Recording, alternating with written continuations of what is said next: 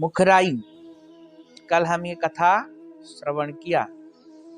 रत्न सिंहासन, रत्न सिंहासन की कथा सुना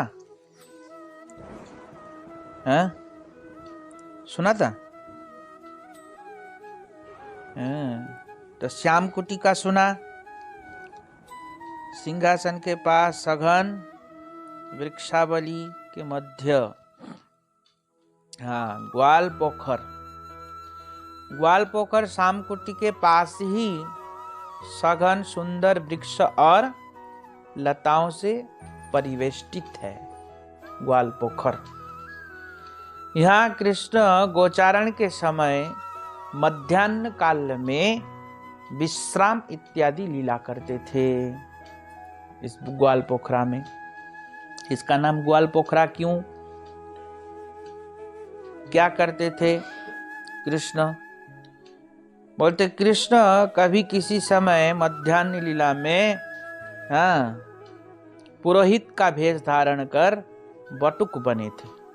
एक समय कृष्ण, बटुक मतलब ब्राह्मण होता है, पुरोहित का भेष बनाया, सुंदर ब्राह्मण बन गए। जो क्या नाम है उसका, राधा रानी के जो जटिला कुटिला सास है, ये सास तो किसी के साथ किसी कोई ब्राह्मण देखते थे, कोई बढ़िया ब्राह्मण हो पूजा कराने वाला, ऐसे वैसे नहीं।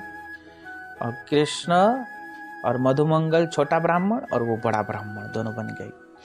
और बन गए तो इतने में क्या हुआ, राधा रानी के सास कहती अच्छा मंत्र जानता है ना? बोलता हाँ, हम बहुत अच्छा मंत्र बोलते हैं, बहुत सुंदर सुंदर मंत्र बोले तो मोहित हो गई। बोलते बढ़िया है, तुम पूजा करवा दो। और लेके गए, पूजा कराया। पूजा करा के मधुमंगल ने किया जो लड्डू जो चढ़ाया ना, वो सब लड्डू पोटली में बांध लिया। लड्डू सब पोटली में बांध लिया और पोटली में सब इतना सारा लड्डू बांध के उसको अच्छे से बांध के टांग लिया। और टांग के जा रहे थे, इतने में बलराम जी उनको रास्ते में मिल गया। तो मधुमंगल से पूछा क्यों मधुमंगल, इसमें क्या है? मधुमंगल झुझुरत कुछ नहीं है इसमें, ऐसा कहा। कुछ नहीं है इसमें, ऐसा कहा। बोला अच्छा कुछ नहीं है। बलराम जी इशारा करके सखाओं को कहा इसके पोटली को छीन लेंगे अभी, इसको तुम ऐसा करो, एक आओ इसको पकड़ लो, आंख बंद करो। और एक आया आंख बंद कर लिया, एक आया उसके दोनों हाथ पकड़ लिया, दो आया दो पकड़ पैर पकड़ लिया और पोटली छीन के सब लड्डू खा के एक दूसरे को सब खाया और खिलाया। और बाद में ऐसा उनके साथ जबरदस्ती किया, उनकी धोती वोती भी खुल गया। नहीं समझे? बाद में कृष्ण मधुमंगल उठ के बहुत गुस्सा आया उनको, और गुस्सा से ऐसे जनों लेके करे मैं श्राप दूंगा तुम सबको, ऐसा कहा। मैं तुम सबको श्राप दूंगा, तुम हमारे साथ इतना अत्याचार किया। इतने में कृष्ण आके कहते कोई बात नहीं, रुक जा, श्राप मत दे। फिर बाद में फिर मिल गए और फिर खिलखिला के हंसने लगे। अवश्य जो बच्चा कुछ लड्डू था बोलते थोड़ा तो दे दे हमको, ऐसा कहा। और वो लड्डू मधुमंगल खाया। और यहीं सखाओं के साथ कृष्ण विश्राम करते थे, इसलिए इसका नाम क्या है? ग्वाल पोखर।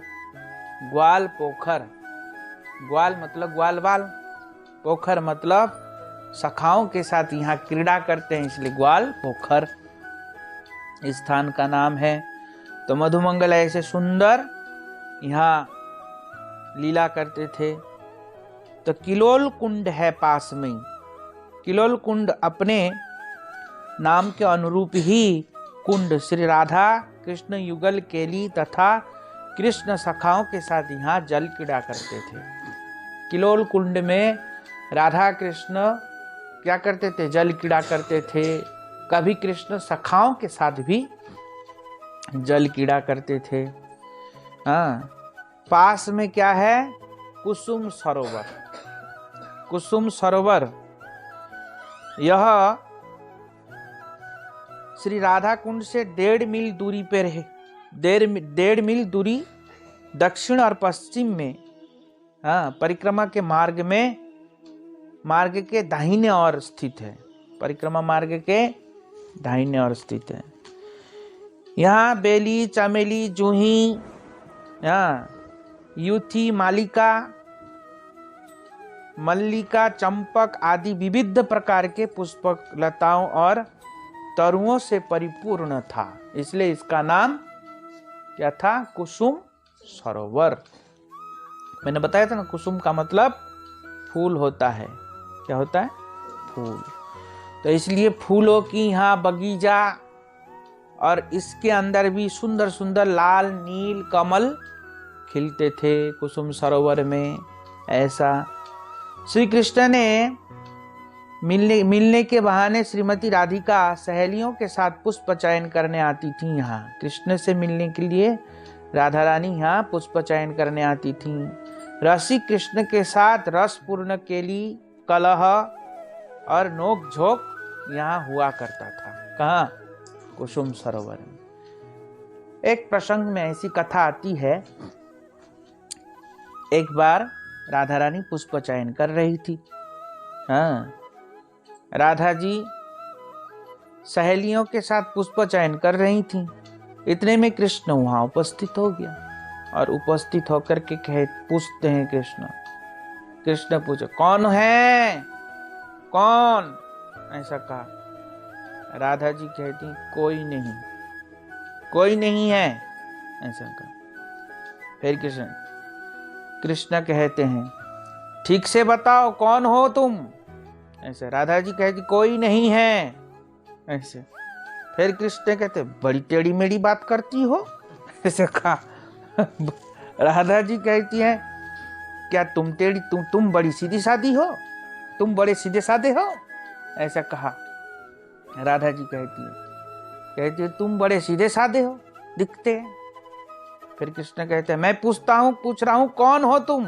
ऐसा कहा। फिर राधा जी कहती, क्या तुम जानते नहीं हो कौन हूं मैं? ऐसा कहा। है? कृष्ण, क्या कर रही हो? कृष्ण कह रहे, क्या कर रही हो तुम? ऐसा कहा। तो राधा रानी कहती हैं, सूर्य पूजा के लिए पुष्प चयन कर रही हूं। कृष्ण कह रहे, किसी के आदेश लिया? पुष्प तो चयन करने आ गई यहाँ, पर किसी के आदेश लिया? राधा जी कहते, आदेश लेने की आवश्यकता किस लिए है? किसका आदेश लूं? कृष्ण कहते, ओहो, आज चोर पकड़ी गई। इतने दिनों से हम सोचते थे हमारा पुष्प रोज रोज कौन चुरा ले जाता, रोज चुर जाता हमारा पुष्प वाटिका से दिखाई नहीं देता। आज चोर पकड़ी गई, आज उचित दंड दूंगा तुमको। ऐसा कहा। राधा जी कहती हैं, तुम कब से इस पुष्प के मालिक बन गए? ऐसा कहा। कभी इसमें पानी दिया? कभी एक डाली लगाया? कभी एक पौधा उगाया? यहाँ तुम इस वाटिका के कब से मालिक बन गए? कब मालिक बने थे इसके? ऐसा कहा। तो बोलते, राधा रानी बोलते, क्या बात करते हो? हमारे जैसे धर्मात्मा को ऐसे कह रहे हो तुम? ऐसा कहा। बोलते, बल्कि तुम क्या करते हो? यहाँ के उत्पात करते हो। हाँ, तुम और तुम्हारे बंदर सखा दिन भर यहाँ आके उछलते रहते हो, बल्कि वृक्ष और लताओं को तोड़ते फोड़ते रहते हो, उजाड़ते रहते हो, और बन गए आकर के मालिक। शर्म भी नहीं आता ऐसा बोलता हुआ? अपनी गाय भैंसों को लेके आता है, यहाँ चराते रहते हो, पुष्प बगीचा को बिगाड़ के चले जाते हो, और तुम्हारे बंदर सखा सब लोग के बंदर के जैसे दिन भर उछलते रहते हो। कृष्ण कहते हैं, मुझ जैसे धर्मात्माओं के प्रति ऐसे लांछन मत लगाओ। मैं कितना बड़ा धर्मात्मा हूं जानते हो? मैं उचित शिक्षा दूंगा तुमको। ऐसा कहा। राधा जी कहते, ओहो, कितने बड़े धर्मात्मा है, वाह, कितना बड़ा महान, जो जन्म लेने के बाद एक नारी की हत्या कर दिया है? इतना बड़ा महान, जन्म लेते ही एक नारी की हत्या कर दिया, शर्म नहीं आता? किसको हत्या किया? पूतना को मार दिया जन्म लेते ही। और फिर क्या करते हैं? वो दिन भर गोपियों के घरों में घुस घुस के मक्खन चोरी करता है, चोर कहीं के हैं? चोर तो चोर, ऊपर से वस्त्र चोरी भी करता है, ऐसे कहा। हाँ, और गाय बछड़ा के पास साथ साथ घूम घूम के सब जगह खाली चोरी करता है। तुम्हारे जैसे धर्मात्मा महात्मा कौन होगा? ऐसा ऐसा कहा। अब बोलते ऐसे धर्मात्मा तो बहुत अच्छे धर्मात्मा तुम निकले। हाँ, राधा कृष्ण एकदम चुप हो गया, कुछ बोल नहीं पाया। और मधुमंगल कहते चुप रह ले, भलाई है, ज्यादा बोलेगा तो ज्यादा बेइज्जती होगी, बिल्कुल चुप रह जा, ऐसा मधुमंगल ने कहा, और बेइज्जती मत करवा, ऐसे कहा। तो ऐसे ऐसे हाँ, इस कुसुम सरोवर में ऐसे ऐसे लीलाएं होती है।